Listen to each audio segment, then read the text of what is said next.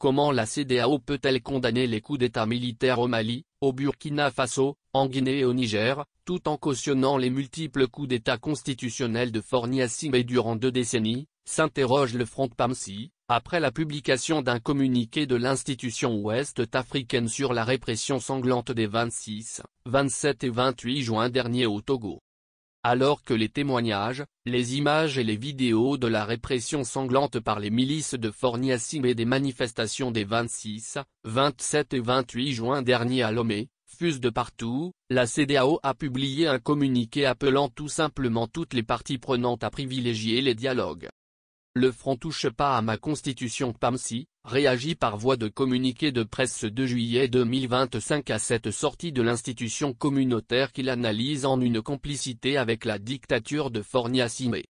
La CEDEAO dont la crédibilité auprès des populations est totalement anéantie, démontre encore une fois son parti pris indéfectible pour le dictateur Forny Assimé, constate le front.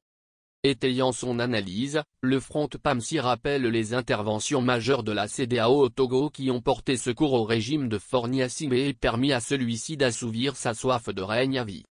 Il s'agit entre autres de la médiation de 2017 que la CEDEAO avait utilisée pour casser la contestation populaire de l'époque, de la délégation de l'organisation venue cautionner et féliciter le coup d'État constitutionnel d'avril 2024 en plein processus électoral contrairement à ses propres textes.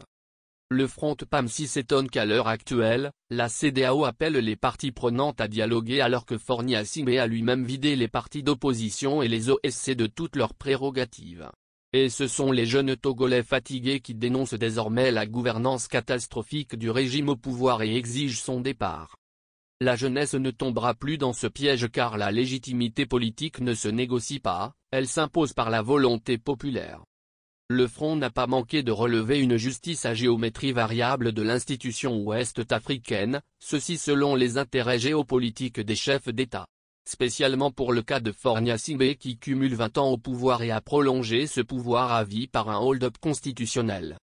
Le regroupement de partis politiques et d'OSC réitère ses principales exigences qui demeurent constantes, retour à l'ordre constitutionnel consensuel, enquête internationale indépendante sur les crimes commis contre les manifestants pacifiques, libération immédiate de tous les prisonniers politiques, ouverture d'une période de transition pour refonder les bases d'un vivre ensemble harmonieux.